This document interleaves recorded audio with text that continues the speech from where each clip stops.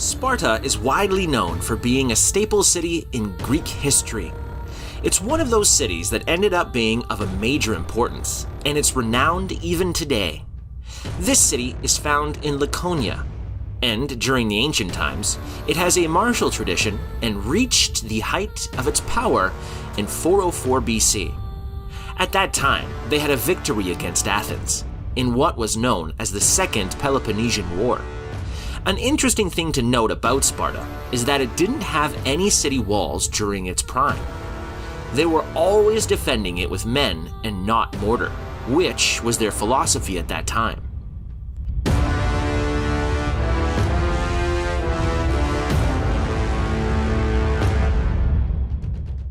At first, people from Sparta were accumulated near the Eurotas River, and more specifically, its valley.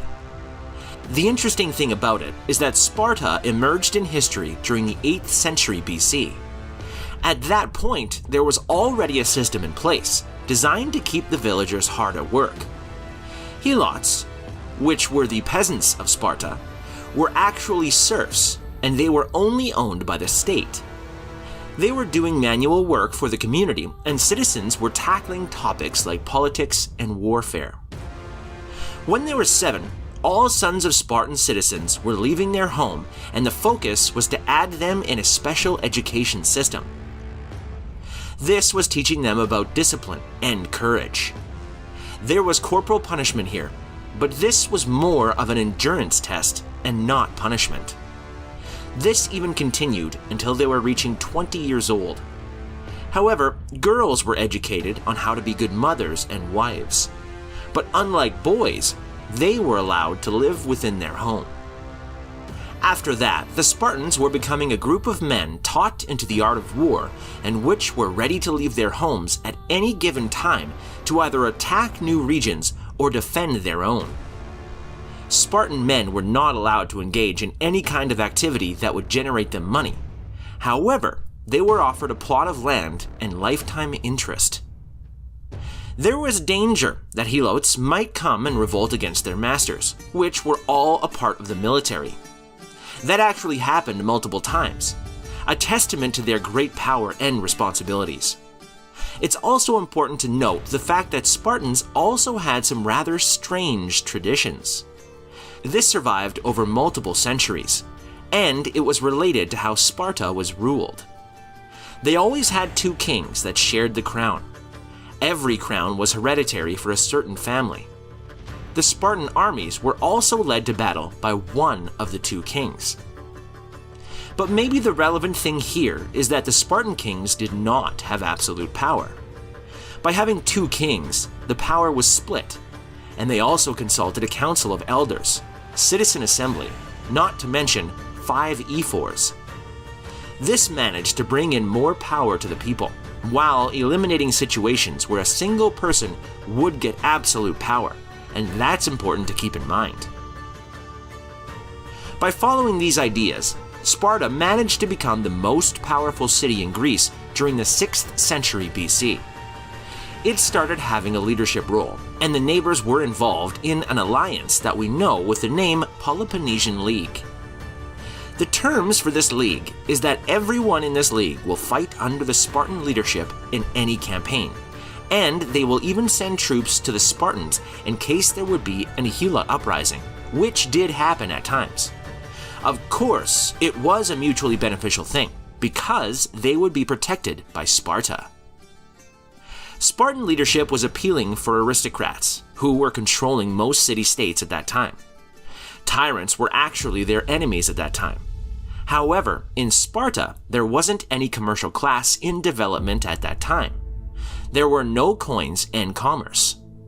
Eventually, the first main clash was with Athens, which started in 510.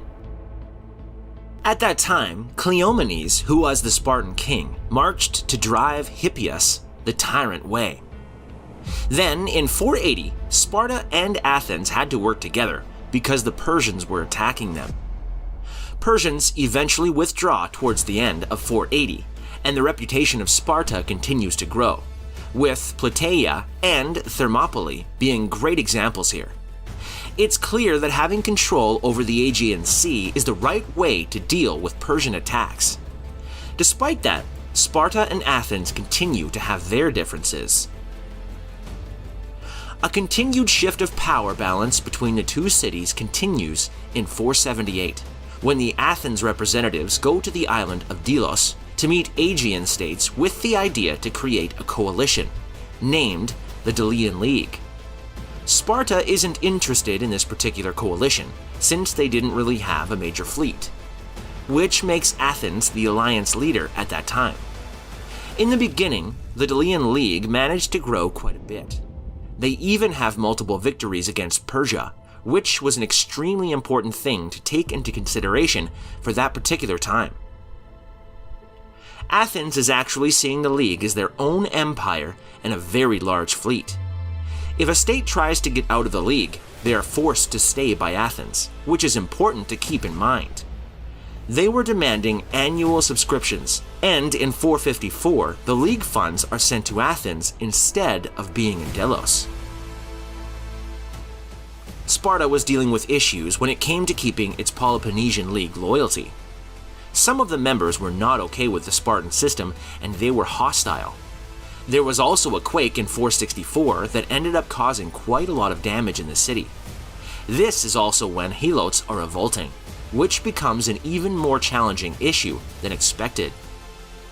The interesting thing is that at this time, Athens is an ally of Sparta, so them as well as other allies are sending help. But Spartans send Athenian soldiers back to their city, and they are not included in the campaign. It's hard to know why, but it seems that they disliked the fact Athens was adding a radical democracy into the mix, which was opposing the Spartan beliefs at that time. Athens is making alliances with cities that oppose Sparta, and that's how the First Peloponnesian War begins. Needless to say, the war was very problematic for both cities. Sparta and its own allies were very strong on land. However, Athens was ruling the seas at that particular time. In 446, both parties agreed to a 30-year treaty, and Sparta is acknowledging the Delian League. Athens is not diminishing the Peloponnesian League either. The fact that Athens was under Pericles is why some of this peace treaty worked. However, in 431, the war is resuming after half of the intended treaty time, which is extremely important to take into consideration. This war continued for more than 20 years, and for most of it, none of the two parties had any clear advantage. In 414, Persians start assisting Sparta, and in 404, the Athenian fleet was destroyed. There is a peace treaty in place here, but this is very problematic for Athens in particular. It also puts Sparta as the main city-state in Greece at that time. The next century wasn't any better, since there were constant treaties being broken, lots of surprise attacks on one another, new governmental forms, and so on. There was a lot of political intrigue that brought in severe challenges at that particular time. Athens creates a revised Delian League in 377, and the next year they defeat the Spartan navy at Naxos. Sparta gets another blow since Thebans, using tactics from Epaminondas, end up attacking them and liberating Messenia. During the middle of the 4th century, Sparta didn't have that much help or assistance against invaders coming from Macedonia. Eventually, they end up being part of Macedonia. And even if they were a free city under them, the same can be said afterwards, as they are ruled by the Roman Empire. The very rigorous training system for men remains the same even during the Roman era. Unfortunately, nowadays we don't really have any traces from ancient Sparta. They didn't store that many items, and the focus was on battles, not on masonry or items that would stand the test of time. We can still see the Temple of Artemis site due to Romans creating a theater in that location. That being said, Sparta's location has always remained the same. It's interesting to note that a large Byzantine city was created in that region during the Middle Ages. Right now, Sparta is actually a town that has around 10,000 people, and it was created in 1834. This was a gesture of pride, showing that Greece is indeed independent. Sparta did have a tumultuous history, but its unique legacy and strategy have remained embedded in human history even up to this date.